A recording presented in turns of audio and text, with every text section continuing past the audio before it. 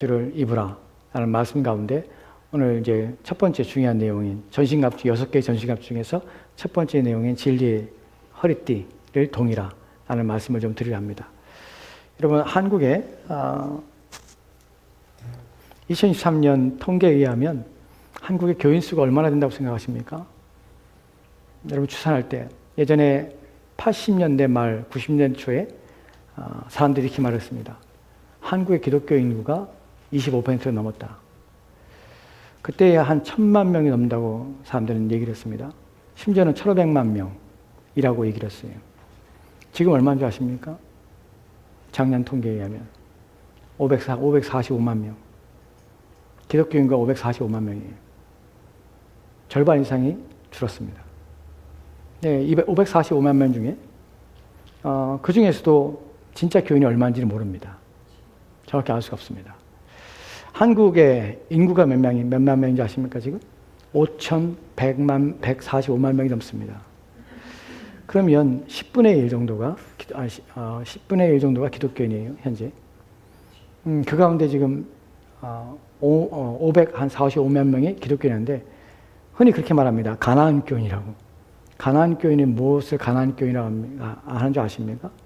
교회를 가다 안 나가다 하는 사람을 가나안 교인이라고 합니다. 그 사람들이 몇만 명인지 몇십만 명인지 알 수 없습니다. 그러니까 교회인 중에 참된 신앙 가진 자가 그릇이 많지 않다는 것입니다. 10분의 1이 기독교인이 될까 말까 해요. 그것이 한국의 현실입니다. 545만 명 중에 통계상 545만 명 중에 그 중에 여러분 이단, 다른 종교를 말하는 것이 아닙니다. 이단 몇만 명인지 아십니까? 이단이 최고 66만 명, 그리고 미니멈 45만 명입니다. 그러니까 60만 명 정도가 이단에 속한 사람들입니다. 그러면 기독교 인구 중에서 이단에 빠진 사람은 10분의 1 정도가 됩니다. 10명 중에 한 명은 이단 교회를 다니고 있는 것이. 여러분, 이단이라는 말이 무엇입니까? 헤리시스. 이단을 할 때 그 이단은 한글에, 이단이라는 말은 한자의 의미는 무엇입니까? 다르리 끝단입니다. 끝이 다르다는 것이. 우리는 불교를 이단화하지 않습니다. 또한 이슬람교를 이단화하지 않습니다. 왜 이단이 아니죠? 우리는 같은 걸 믿지 않기 때문에 이단화하지 않습니다. 이단이란 같은 것이에요. 유사성이 있는 것이. 그 유사성을 가지고 같은 성경을 보고 있지만 성경을 다르게 해석합니다. 그래서 그 끝이 다르다 해서 이단입니다. 똑같이 성경을 보고 하나님 말씀을 전한다 합니다. 그것이 하나님 말씀이라고 얘기를 합니다. 그런데 문제는 그들은 하나님 말씀 그대로 받지 않고 마지막에 다른 것이에요. 그래서 같은 진리를 믿는 것처럼 보이지만 마지막에 다른 사람들을 이단이라고 부릅니다. 이단이 60만 명에 대한 이단이 한국 교회에 존재하고 이단 교회는 2,000에서 6,000개 정도의 이단 교회들이 한국에 있습니다. 자기들이 교회를 다니는데 자기들이 이단이라는 사실을 모르고 다니는 사람도 있습니다. 또 자기들이 믿는 것이 이단인지 인식하지 못하는 사람들도 허다합니다. 왜 그럴까요? 왜냐하면 하나님의 말씀에 대한 분명한 이해가 없기 때문에 그렇습니다. 내가 다니는 교회가 전혀 이단인지 모르고 간판이 장로교라는 간판을 달고 있기 때문에 사람들은 자기가 다니는 교회가 이단 교회인지를 전혀 인식하지 못하는 것이, 분별을 못하는 것이 똑같은데 우리도 성경 믿어, 우리도 예수님 믿어. 뭐가 다른 것일까요? 여러분, 우리는 가까이에서 이단을 봅니다. 안식교입니다. 여러분, 안식교는 그 이름이 무엇입니까? 혹시 여러분들이 SDA라는 문구를 또한 그런 것들이 박혀있는 책이나 또는 배너나 이런 것들을 보신 적이 있을 수도 있습니다. SDA, 무엇의 약자입니까? Seventh Day Adventists. 여러분, 제7 안식교라는 것이 아니라 제7 재림 안식교입니다. Adventist, 무엇입니까? Advent, 재림, 도래. 제7 안식교라는 이름은 왜 왔냐면 바로 안식일을 중요시 여기지만 그들은 재림교입니다. 왜 재림교라고 하는 Adventist라는 단어가 붙게 되냐면 그들은 종말론 사상에서 시작됐기 때문에 그렇습니다. 이런 사실에 대해 사람들은 모릅니다. 그래서 안식교회 다니면 자기가 이단이 아니라고 생각하는 것이 1844년에 월리엄 밀러라는 사람이 예언을 합니다. 10월 22일 날 예수님께서 재림한다는 예언을 합니다. 사실은 그 얘기는 먼저 한 번의 실패가 있었습니다. 1843년에 3월 21일 날부터 1844년 3월 21일 날 사이에 예수님께서 재림한다고 월리엄 밀러가 예언을 합니다. 그런데 문제는 1843년 3월 21일부터 1년이 지난데 불구하고 예수님이 재림하지 않습니다. 그러니까 그는 자신의 계산이 착오가 있었다고 얘기하고 다시 예언합니다. 그것이 1844년 10월 22일 날 예수님이 재림한다는 것입니다. 많은 사람들이, 미국의 많은 사람들이 흰옷을 입고 예수님이 재림할 것을 고대하고 있었습니다. 자정이 되었습니다. 더 많은 사람들이 모였습니다. 그리고 예수님이 재림할 것을 맞이하기 위해서 다 준비하고 있었습니다. 하늘을 바라보고 있었습니다. 그리고 시간이 지났습니다. 59분. 사람들이 긴장했습니다. 아, 오늘 이제 1분만 있으면 주님이 오시는구나. 근데 12시가 되었습니다. 종호가 되었습니다. 12시가 된 것입니다. 근데 아무 일도 일어나지 않았습니다. 아, 조금만 더 기다려보자. 1분이 지나고, 2분이 지나고, 10분이 지나고, 1시간이 지났습니다. 그래도 아무런 변화가 없었습니다. 그 사람들은 끊임없이 기다렸습니다. 아마 좀 더 우리가 시간이 오차했으니까 몇 시간은 더 기다려보면 아마 주님 오실 것이야. 계속 기다렸습니다. 하루가 지났습니다. 아무 일도 일어나지 않았습니다. 그것이 1844년 10월 22일 날 일어났던 일입니다. 월리엄 밀러의 이런 실패는 그의 실패로 끝난 것이 아니었습니다. 종말론, 이런 것에 빠진 사람들은, 성경의 이단적인 사상에 빠진 사람들은 결코 이단의 사상에서 벗어나지 못합니다. 그것을 발전시킨 사람들이 있습니다. 그 사람 중에 하나가 엘렌 화이트이라는 여자입니다. 이런 사람들이 그 사상을 발전시켜서 예수님께서 재림하셨는데 재림하였다고 그 자신들의 종말 사상을 변질시키며 그것을 바꿔냅니다. 사람들에게 이렇게 말을 합니다. 여러분, 예수님이 10월 20일 날 오신 것은 확실합니다. 그런데 이 땅에 오신 것이 아니라 하늘 성전에 예수님께서 들어오신 것입니다. 그러니까 어디에 들어왔냐면 하늘 성소에 계시다가 지성소의 안쪽으로 들어오신 날이 바로 1844년 10월 20일입니다. 그래서 하늘 성소, 지성소 안에 들어왔다고 주장을 하고 그 교리를 가르치기 시작합니다. 이단 사상에 빠진 사람들이 왜 무섭고 그들이 돌아오지 않는가 하면, 왜냐하면 한 번 그 물을 먹은 사람들은, 그 사상에 심취한 사람들은 절대로 정상적인 교회와 신앙에 관심을 기울일 수 없다는 사실입니다. 놀라운 것은 60만 명에 되는 이단 사상을 가지고 있는 사람 중에 80%가 어디서 온 줄 아십니까? 개신교에서 왔습니다. 정상적인 교회를 다니는 사람들이 80%가 그 사람들이 이단에 빠진 것이에요. 왜 그럴까요? 왜냐하면 진리에 대해서 제대로 된 이해가 없기 때문에 그렇습니다. 하나님 말씀을 이해하지 못하기 때문에 잘못된 가르침에 대해서 반응하며 그것이 옳은 것처럼 보입니다. 신비로운 것처럼 보입니다. 예수님이 재림하였습니다. 그리고 지금은 예수님께서 하늘 성전에서 지성소로 들어갔습니다. 거기서 뭐 하십니까? 거기서 조사 심판을 합니다. 조사 심판이 무엇입니까? 세밀하게 사람들의 행위를 살피고 계시고 예수님께서 심판할 자를 가려내시며 준비하고 계십니다. 왜 이런 말이 필요합니까? 왜 이런 가르침이 필요합니까? 첫 번째 재림에 대한 약속들이 실패로 거짓된 것이 드러난 것이에요. 그래서 감추기 위해서 또 다른 내용이 필요한 것이에요. 그래서 하늘 성소에 들어갔다는 얘기가 포함된 것이에요. 그리고 거기서 왜 거기 있느냐? 왜 이 땅에 안 오시고 왜 거기 있느냐? 왜냐하면 참으로 구원받을 자를 거기서 조사 심판하고 있다는 것이에요. 여러분, 그러면 그 전에 죽은 사람은 어떻게 됩니까? 거기서 예수님 하늘 지성소에서 예수님이 지금 조사 심판하고 계시다면 그 전에 죽은 사람은 조사 심판을 어떻게 받습니까? 또 다른 문제는 무엇입니까? 성경에 어디에 예수님이 하늘 성소에서 지성소로 들어가서 거기서 조사 심판한다는 말이 어디 있습니까? 성경에 없는 내용들을 지어냅니다. 그 지어내기 위해서 무엇을 합니까? 그 지어내는 말을 확신을 주기 위해서 그것을 본 사람을 증언자로 세우는 것이에요. 그래서 엘렌 G. 화이트라는 여자입니다. 그래서 제가 환상을 보기 시작합니다. 계시를 하기 시작합니다. 그래서 자기가 본 것을 얘기하는 것이에요. 내가 봤다고 얘기하는 것이에요. 그래서 그 여자는 예언서를 씁니다. 그 예언서가 성경과 동등된 위치에 서게 되는 것이에요. 왜 안식교가 이단입니까? 그들은 성경에 없는 내용을 합니다. 주님의 재림은 보게 모든 사람이 동시에 볼 수 있게 오신다고 하십니다. 그리고 공중에 재림한다는 말은 전혀 없습니다. 그럼에도 불구하고 그들은 자신들의 종말세상, 잘못된 성경에 왜곡된 성경의 해석을 가지고 그것을 틀에 맞추기 시작해서 예언자를 세우고 그 예언자를 통해서 그가 봤고 그에게 말씀하셨고 그가 들었기 때문에 그것이 사실이라고 증명하며 그것을 받아들이는 것입니다. 그들은 나중에도 또 제가 안식교에서 말씀을 드릴 이야기에 있어서 말씀을 드리겠지만 그들은 예수님 부인하지 않습니다. 우리랑 동일한 성경을 봅니다. 근데 문제는 무엇입니까? 이런 것들도 종말 세상에 심취해서 애드벤티스트, 그들은 재림교입니다. 이미 재림하였고 나중에 재림한다고 합니다. 그들 우리가 다른 점이 무엇입니까? 예수 그리스도를 믿지만 그들은 예수 그리스도를 믿는 믿음이 작은 믿음이라고 합니다. 그들에게는 구원받기 위해서는 더 큰 믿음이 필요한데 그것이 바로 행위를 통하여 구원받은 것입니다. 율법을 다 지켜야 구원받는 것입니다. 성경에 로마서에서 바울은 이렇게 말합니다. 의인은 없나니 하나도 없다. 누구도 하나님의 율법을 완전히 지킨 자가 없다. 그래서 율법 외에 한 의가 오셔야 맞는데 그분이 바로 예수 그리스도다.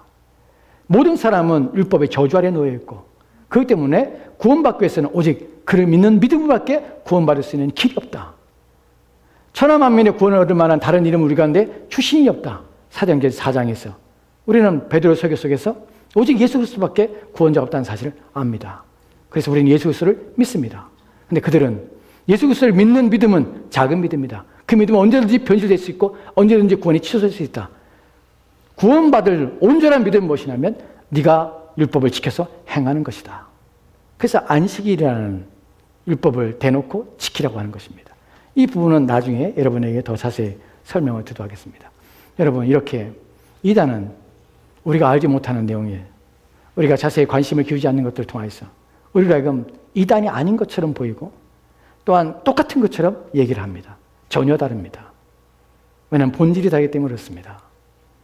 이런 부분에서 사람들이 속아서 60만 명이라는 사람들이 자신이 다니는 곳이 이단이라는 사실도 모르고 교회를 다니고 있습니다.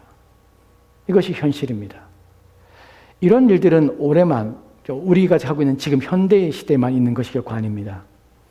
초기 예수님이 부활하신 다음에 승천하시고 그리고 사도들이 교회를 통해 복음을 선포할 그때에도 이런 문제들이 발생했습니다. 그래서 데살로니가후서 2장 3절 말씀에는 이런 경고를 하는 것을 우리가 보게 됩니다.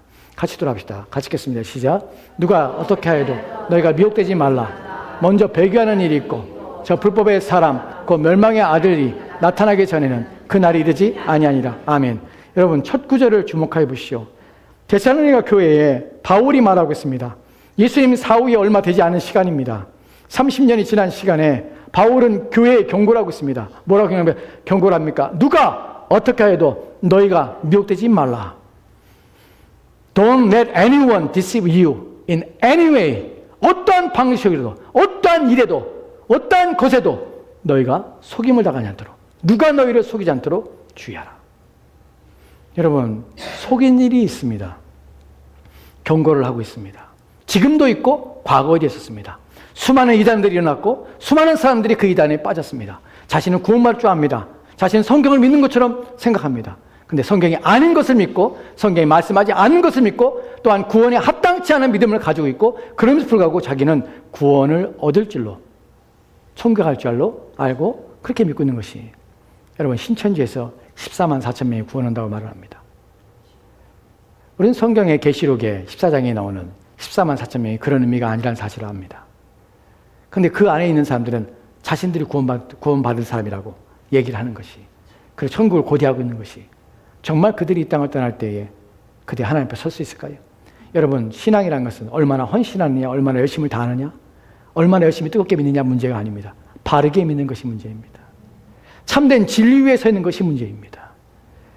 이것이 여러분에게 중요한 이유가 바로 이런 일이 옛날에도 지금도 일어나기 때문에 그렇습니다.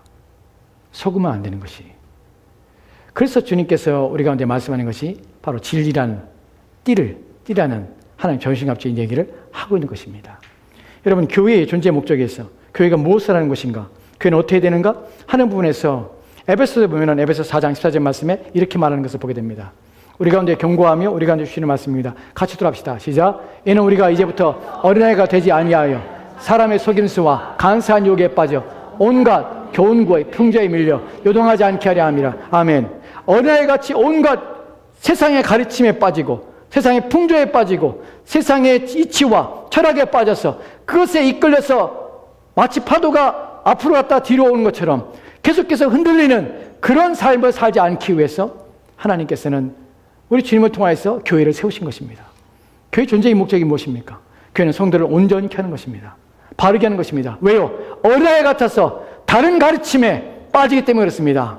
또한 속임을 당하기 때문에 그렇습니다. 어디에 있습니까? 교회에 있는 것이에요. 왜 이단들이 왜 개신교인들에게 접근할까요?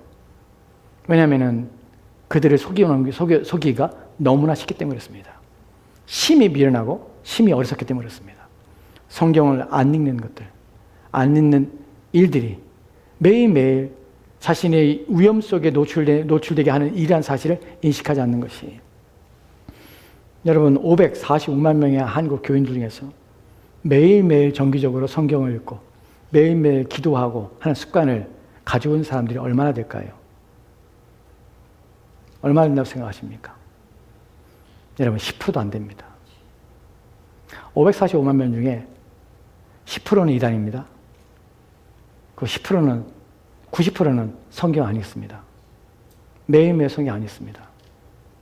심지어는 목사도 안 읽습니다. 제가 한국에서 부목사 할 때 교회에서 매일 하는 일이 무엇이냐면 성도들 신방하고 또한 성도들 찾아다니고 교회의 업무 보고 행정 보고 맨날 그것입니다. 설교를 준비할 시간이 없어요. 성경을 읽을 시간이 없어요. 틈을 안 줍니다. 나만 안 읽는, 못 읽는 게 아니에요. 다 그렇게 살아요. 담임 목사님도 제가 그랬습니다. 목사님, 설교를 준비할 시간이 없습니다. 제게 시간을 주십시오. 또 말씀을 읽고 할 수 있는 시간을 주십시오. 이게 뭐라고 하시는지 아십니까? 야, 부목사 때는 다 그래. 다 그렇게 하는 거야. 그리고 계속해서 일을 시키는 거예요. 이게 되게 화가 났습니다. 내가 뭐하러 목사 되지? 여러분, 제 친구들, 동기들을 보면 그 친구들이 얘기하다 보면 이런 얘기를 합니다. 담임 목사, 이제 제 나이 때면 대부분 담임 목사님을 하고 있습니다. 얘기하다 보면은 자기는 매주마다 설교할 부담감 때문에 힘들다는 것이 3년이 지나니까 설교가 떨어졌다는 것이 설교가 떨어졌단 말이 무슨 말입니까? 설교를 할 수 없는 것이에요. 왜 설교를 할 수 없을까요? 왜냐하면 성경을 읽어야지. 매일매일 하나님 말씀을 연구해야지. 그걸 안 하니까 설교가 떨어진 것이. 이제는 성경을 읽어도 어디를 설교할지 모르겠는 것이. 무엇을 어떻게 말할지 모르겠는 것이. 여러분, 오늘날 수많은 목사들 가운데서도 설교를 못하는 사람도 있습니다. 매일 똑같은 말을 하고 성경을 읽어도 그 말이 무슨 의미인지 모르는 사람들도 허다합니다. 왜요? 읽을 수 있는 읽지를 않기 때문에 그렇습니다. 하나님 말씀에 대하여 깊은 이해와 깨달음을 갖고 교회를 온전케 하는 일이 누구냐면 바로 사역자입니다. 왜 이 말씀을 주십니까? 4장에서 뭐라고 말합니까? 우리 주님께서 사로잡힐 자를 사로잡고 사단을 사로잡고 그 다음에 하늘에 오르실 때에 그때문에 교회의 선물로 직분자를 주셨습니다. 각 믿음의 분량대로 선물을 주신 것이에요. 그들 중에 목사인 교사도 있습니다. 그들 통하여 어떻게 합니까? 성도를 온전케 하는 것이에요. 그래서 봉사를 통하여 말씀을 전하는 일을 통하여 어떻게 합니까? 그리스도의 몸을 세우게 하는 것이에요. 그래서 그리스도의 몸을 세워 어떻게 합니까? 어린아이 같지 않게 하는 것이, 그들을 장수하게 만드는 것이, 그것이 누구의 책임입니까? 말씀을 맡은 자의 책임입니다.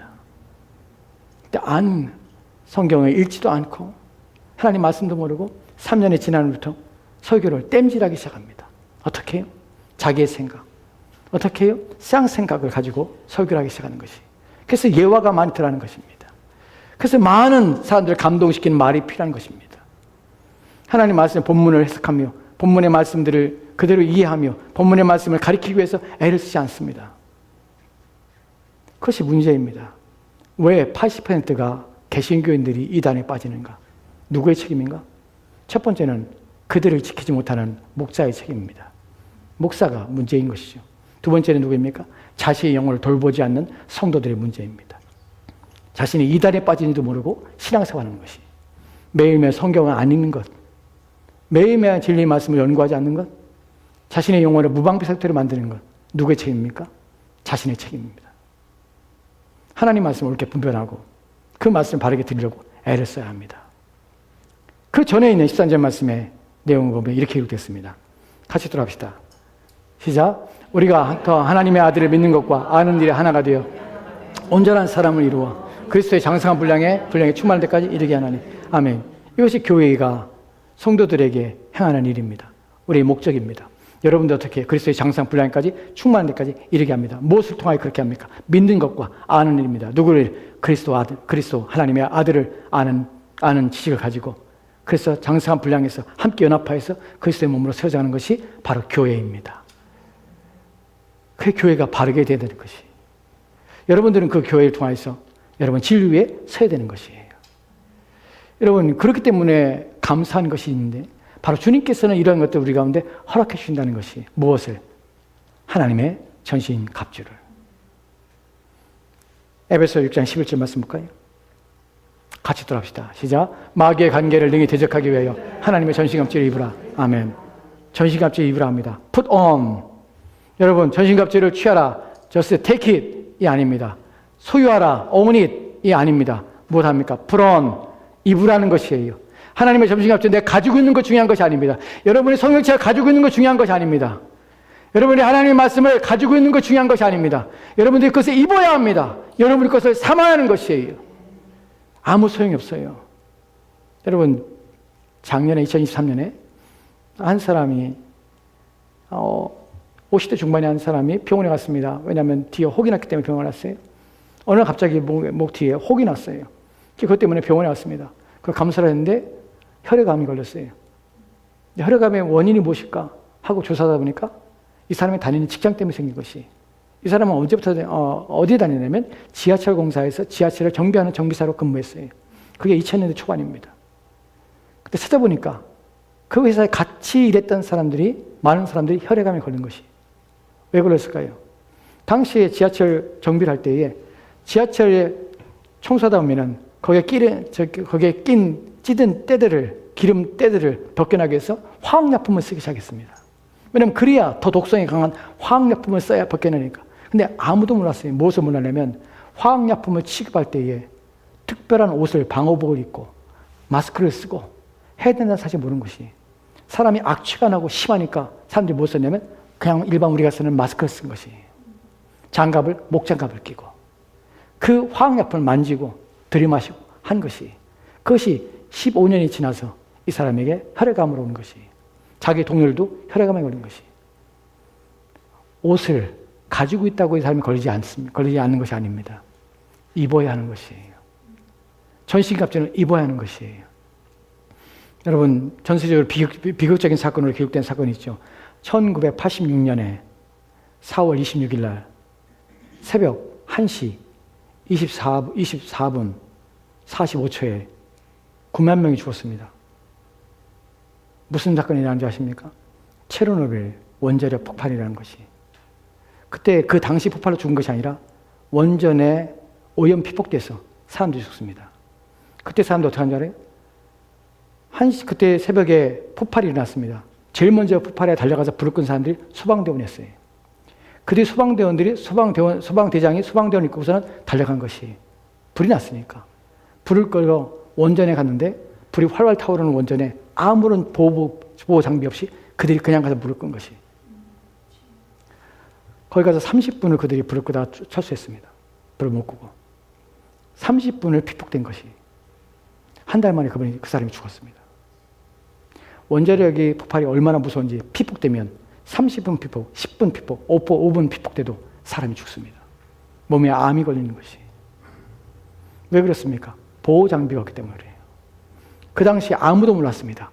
그곳에 갈 때 보호 장비를 갖추지 않으면 자신들이 곧 죽게 된다는 사실을 아무도 몰랐어요. 여러분 그 체르노빌이 얼마나 역사 속에서 얼마나 비극적인지 다큐멘터리 나오게 되는데 거기서 보면은 그 사람들만 아니라 끊임없이 그 불을 끄고 원자력의 피해를 막기 위해서 그 오염된 땅을 걷어내기 위해서 수많은 사람이 동원됩니다. 그때 다 러시아 사람들이 각서 쓰게 됩니다. 지금 우크라이나에서 체르노빌에 있는 사람들이 각서 씁니다. 괜찮다. 돈을 주고 이 사람들을 고용합니다. 갔던 대부분 사람들 다 피폭당하고 죽게 됩니다. 모르는 것이 아무도. 원자력 폭발, 원자 폭발이 일어나면 피폭이 되고 사람이 죽을 수 있다는 사실에 대해 금방 죽게 되고 전혀 고칠 수 없는 상태에 이르는, 저게 불능한 상태에 이른다는 사실을 아무도 모르는 거예요. 자기만 그런 것이 아니라 자기 후대까지 끊임없이 계속해서 영향을 미친다는 사실을 아무도 모르는 것이에요. 그러니까 무지한 상태에 들어가는 모든 사람들이 피폭돼서 죽음을 당합니다. 그 후손들은 지금도 고통을 당하고 있습니다. 이것이 갖추지 않는, 준비가 되지 않은 상태에 당하는 일들입니다. 영적인 일이 바로 그것입니다. 영적으로 여러분이 피폭되거나 영적으로 여러분의 인생과 삶에서 잘못된 말씀이 여러분에게 여러분 마음을 사로잡고 왜곡된 것이 여러분 마음을 지배할 때에 문제가 일어나는 것이, 하나님께서는 감사하게도 우리를 구원하신 것이 아니라 우리의 영혼을 지킬 수 있는 가장 중요한 방어 도구들을 우리 가운데 주셨는데 그것이 하나님의 전신갑주입니다. 근데 이것은 무엇이냐면 입어야 되는 것이에요. 하나님이 마련해 주시지만 입어야 되는 것이에요. 풀어나는 것이에요. 오늘 우리가 살펴볼 첫 번째는 진리에 대한 것입니다. 14절과 17절 말씀 같이 들어갑시다. 천천히 같이 읽겠습니다. 시작. 그런즉 서서 진리로 너희 허리띠를 띠고 의의 호심경을 붙이고 평안의 복음이 준비한 것으로 신을 신고 모든 것 위에 믿음의 방패를 가지고 이로써 능히 악한 자의 모든 불화살을 소멸하고 구원의 투구와 성령의 검 곧 하늘의 하나님의 말씀을 가지라. 아멘. 본문에 보면 6가지 내용이 나옵니다. 세 가지 내용이 좀 구별되는 거 보게 됩니다. 첫 번째는 허리띠, 허심경, 신, 이것이 한 묶음입니다. 두 번째는 믿음의 방패, 투구, 그리고 검입니다. 이것이 또한 두 번째 그룹입니다. 왜 이렇게 나냐면 앞에 있는 내용들은 다 몸에 부착시키는 것입니다. 단단하게 묶는 것입니다. 본문에 보면 허리띠, 호심경 앞에다가 몸을 보호하기 위해서 앞에 붙이는 것입니다. 앞에다가 굳건히 매는 것입니다. 그리고 신을 신고 조여맵니다. 그런데 뒤에 보면은 방패를 드는 것이고 투구도 묶어 매는 것이 아닌가 생각하시지만 사실은 당시에는 중세, 여러분이 알고 있는 중세의 투구와 전혀 다른 투구였습니다. 머리에 씌우는 것입니다. 그래서 씌우는 것이지 부착시켜서 고정되는 것은 아닙니다. 그리고 검, 이것도 드는 것입니다. 이 두 가지 부류로 나눠지게 되는데 첫 번째 우리 살펴볼 것이 허리띠입니다. 근데 이 허리띠는 무엇입니까? 진리의 허리띠라는 사실이에요. 14절 말씀을 다시 한번 조각해 보도록 합시다. 다음 내용이요. 그런즉 서서 진리로 너희 허리띠를 띠고 의에 호심경 붙이고, 서서 진리의 허리띠를 띠라고 합니다. 띠라고 할 때 이것은 당시에 장식용으로 화려하게 보이기 위해서 몸에 띠를 부착하는 일들이 있었습니다. 그런데 본문의 의미는 그런 의미는 아닙니다. 전쟁에 참여하는 자가 허리띠를 띠는 것이에요. 왜 허리띠가 필요합니까? 오늘 우리의 개념이 아니라 당시의 의복의 경험들을 생각하셔야 합니다. 당시의 의복은 다 긴 옷이었습니다. 넓게 퍼진 옷이었습니다. 그래서 행동하기가 부자연스럽습니다. 넓고 긴 옷이 화려해 보이고 아름답게 보일 수 있습니다. 하지만 움직이거나 또한 몸을 쓰는 일을 행할 때 얼마나 거추장스러운지 모릅니다. 그래서 당시의 사람들은 허리띠를 준비하고 있다가 특히 전쟁에 나가는 군인들은 허리띠로 옷을 단단히 고정시킵니다. 그래서 몸이 움직이기가 편하게 용이하게 만드는 것입니다. 그런데 이것이 진리 허리띠라는 사실이에요. 어떻게 했냐는 것이죠. 진리로 허리를 띠라는 것이에요. 단단하게 몸을 고정시켜서 움직이기 편하게 만드는 것이에요. 민첩하게 행동하라는 것이에요. 그럼 진리의 띠, 진리가 무엇인가 하는 것이죠. 오늘 우리가 읽었던 14절과 17절 말씀에서 빠르게 지났지만 여러분들이 하나님의 말씀의 검, 성령의 검, 하나님의 말씀이라는 단어를 보게 됩니다. 말씀의 검과 진리가 같은 것처럼 여겨집니다. 그런데 이 둘은 전혀 다른 의미 속에서 표현되는 것이에요. 진리 또한 성경 말씀인 것은 사실입니다. 또한 성령의 검, 하나님의 말씀도 동일하게 성경 말씀인 것은 사실입니다. 그럼 무엇이 다른 것입니까? 무엇이 반복되지 않는 것입니까? 라고 말할 때에 진리와 또한 성령의 검은 이런 차원에 다릅니다. 예를 들어서 마태복음 4장에 보면 예수님께서 사단에게 시험을 받으시는 장면이 나옵니다. 그때 시험을 받을 때 세 가지의 내용으로 시험을 받습니다. 그때 예수님께서 뭐라고 말씀하십니까? 세 가지 말씀으로 사단의 시험을 이겨내십니다. 첫 번째는 사람의 떡으로만 살 것이 아니요 하나님의 말씀으로 살 것이니라. 하나님 말씀에 신명기에 대한 하나님 말씀을 대합니다.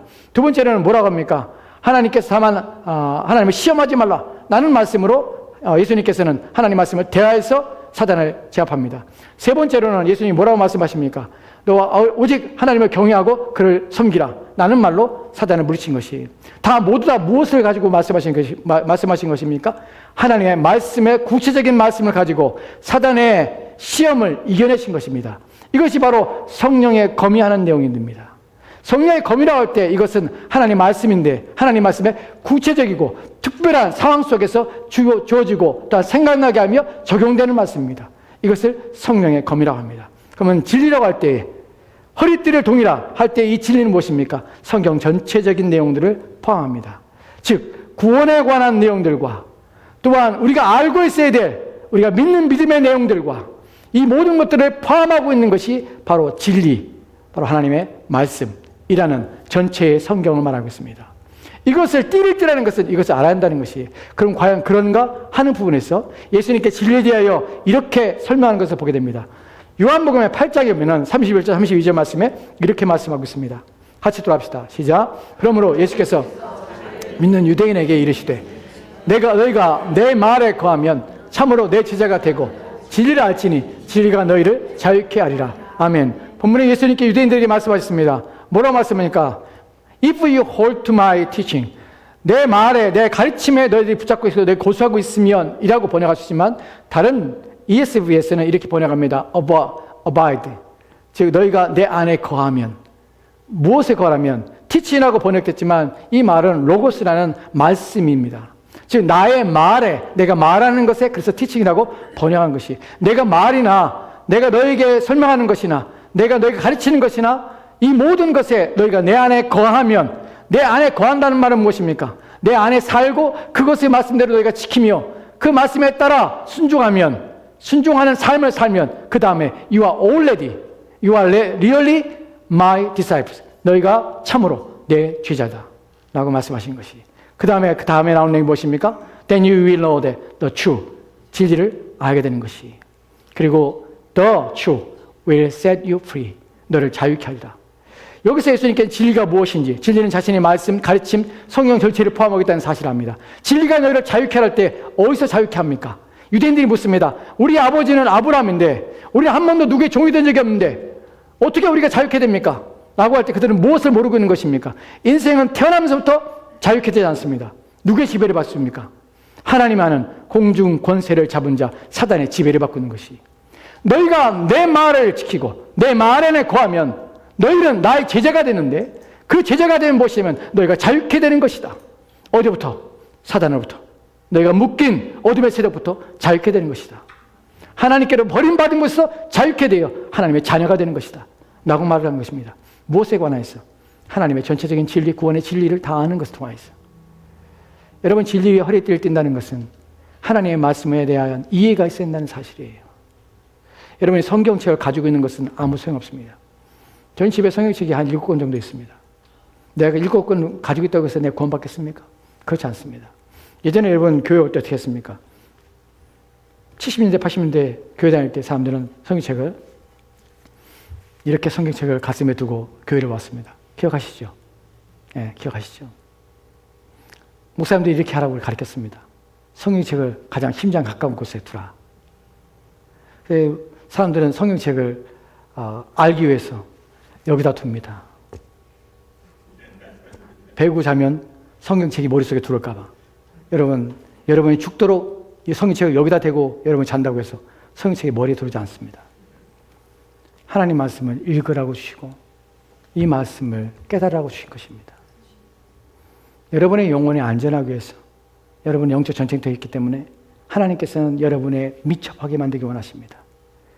여러분들이 허리띠를 띠는데 하나님 말씀으로 허리띠를 띠는 것이 굳게 세우는 것이 그래서 어떠한 싸움에도 여러분 민첩하게 피할 수 있는 것이 누가 무슨 말을 해도 속지 말라.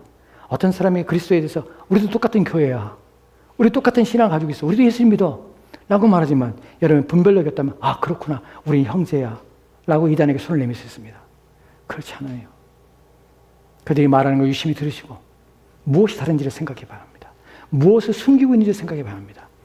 여러분 신천지가 하는 짓 중에서 가장 위험한 짓이 가장 무서운 것이 뭐냐면 신천지는 마지막까지 이 사람이 자기들 안에 들어왔다고 여기지 않을 때까지는 자기의 신분을 결코 밝히지 않는다는 것이에요. 끝까지 안 밝힙니다. 하나님 말씀 배웁시다. 성경 말씀을 가리키겠습니다. 성경 말씀이 얼마나 놀라운지 모릅니다. 이런 것도 있습니다. 성경에 무지한 사람들은 그 말을 듣고 홀가닥 넘어갑니다. 우리 목사님이 이런 말씀 안 하는데. 이런 신기한 것이 있어. 있지요. 그 말씀에 빠져듭니다. 그리고 마지막에 자기들이 시험해서 이 사람이 정말로 신천지 안에 빠져서 자신들이 교리를 믿을 때에, 그때야 우리가 신천지 교회예요 라고 얘기하는 것이, 그때는 때가 늦은 것입니다. 사단은 교묘합니다. 진리를 왜곡하고 그럴싸하게 우리랑 똑같은 믿음을 가진 것처럼 보이게 합니다. 그래서 사람들은 속습니다. 요즘은 말씀의 홍수시대에 살고 있습니다. 저도 또한 그 홍수시대에서 말씀을 봅니다. 인터넷에 얼마나 위험천만한 말씀들이 얼마나 널렸는지 모릅니다. 깜짝깜짝 놀랍니다. 구원과 전혀 상관없는 오히려 비성경적인 내용을 오히려 유명한 목사님을 통해서 나오는 말을 볼 때마다 가슴이 무너집니다. 한국교회를 망치고 있고 성도들을 망치는 수많은 소교들이 넘쳐나서 거기에 댓글을 다는 수많은 사람들. 목사님, 한국교회의 유일한 목사님이십니다. 목사님이 계셔서 우리는 행복합니다. 목사님만이 참된 목사입니다. 이런 댓글을 보면서 볼 때마다 무슨 생각입니까? 이 땅에는 예전에 대우그룹의 회장이었던 분이, 김우중 회장이 그랬죠. 세상은 넓고 할 일은 많다고 그랬죠. 세상은 넓고 무식한 사람들은 넘쳐나는구나. 세상은 넓고 미련한 사람들은 넘쳐나는구나. 정말 분별력이 없어서 자신이 무엇을 듣고 무엇을 믿는지도 전혀 인식하지 못한 채 잘못된 사상과 가르침에 빠져서 이런 일들을 벌이고 있는데, 여러분 정말 하나님 말씀 아십니까? 누가 여러분을 속인다 할지라도 속지 않을 자신 있습니까? 정말 여러분이 진리 안에 서서 하나님의 말씀에 대해서 분별력을 가지고 계십니까? 여러분, 요한복음의 17장 10절 말씀에는 예수님께서 이렇게 말하는 걸 보게 됩니다. 같이 들어갑시다. 시작. 그들을 진리로 거룩하게 하옵소서. 하나님 아버지의 말씀은 진리입니다. 아멘. 이 말씀은요, 예수님이 자기를 믿는 제자들을 위해 하신 기도예요. 예수님께서는 요한복음 17장에서 제자들을 위해 기도합니다. 지금 자기의 제자들을 위해 기도합니다. 아버지 하나님, 내가 이들을 지금 나와 함께 데려가고자 하는 것이 아닙니다. 이들을 이 땅에 두고 갑니다. 하나님 지켜주십시오 라고 기도합니다. 자신을 믿는 자들을 지켜주고 하나가 되기 위해서 기도하십니다. 두 번째로 예수님께 기도하십니다. 이 땅을 떠나기 전에 아버지여, 이후에 믿을 자들을 하나님께서 그들 또한 하나가 되게 하시고 하나님의 사랑에 대해서, 사랑 안에서 세상이 그들을 미워하지만 하나님께서 그들을 사랑하셨고 하나님이 사랑하신 자임을 알게 하옵소서. 그들을 위해 기도하시면서 이렇게 말하는 것이에요. 그들을 진리로 거룩하게 하옵소서. Sanctify them by the truth.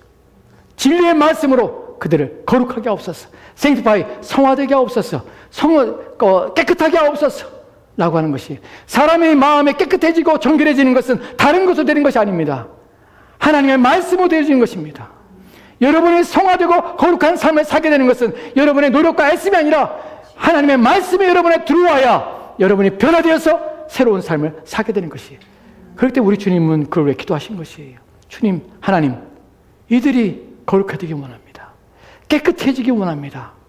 다른 것이 아니라 당신의 말씀으로 깨끗해지기 원합니다. Your word is true. 당신의 말씀이 진리입니다.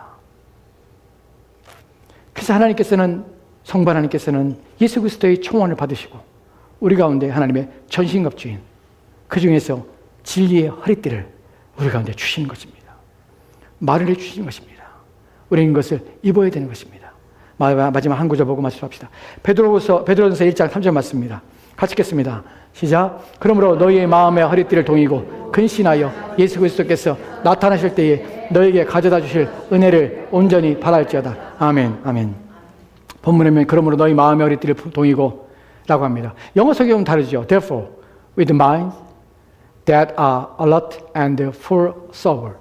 본문에서 보면은 영어 성경에서는 너희 마음과 함께 경각심을 가지고 어떤 깨어 있어서 어떤 주의하여서 라고 번역이 됐습니다. 한글 성경은 다르게 번역했죠. 한글 성경은 그러므로 너희 마음의 허리를 동이고, 마음의 허리를 동이라고 합니다.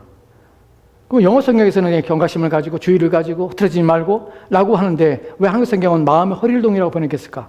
왜냐하면 이것이 원문의 정확한 번역입니다. 본문의 의미는 그래요. 허리를 동이라는 말에서 동이고라는 말은 아까 우리가 살펴봤던 에베소 6장 14절 말씀과 동일한 단어입니다. 허리를 띠라는 것이. 허리띠를 띠고. 그런데 신기하죠. 마음의 허리띠를 띠라고 그래요. 이 말의 단어의 의미는 무엇이냐면 영어로 번역하면 이것이 get your mind for acting. 그러니까 너희의 행기를 준비하기 위해서 ready. Get your mind ready for action.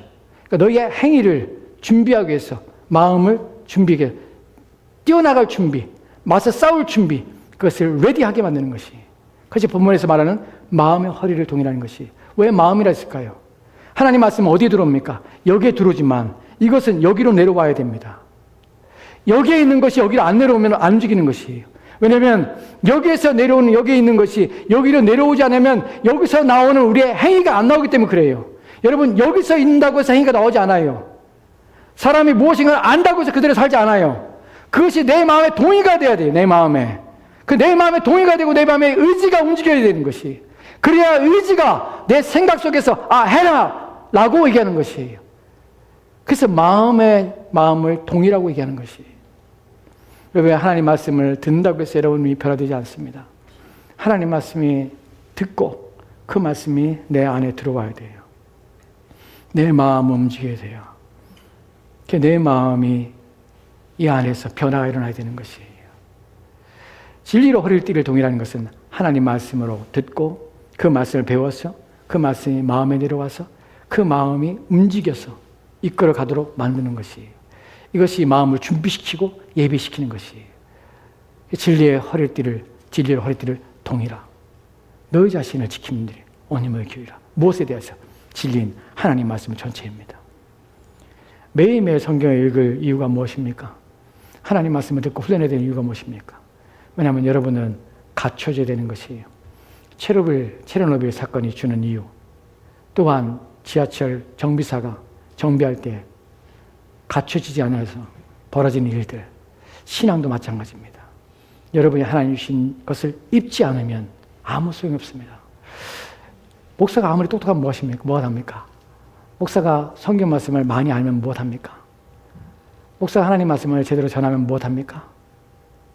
여러분이 그 말씀을 듣고 이해하고 깨달아서 그 말씀을 살지 않으면 여러분에게 주신 그 모든 은혜가 아무것도 여러분에게 효험이 되지 않는 사실을 아셔야 합니다.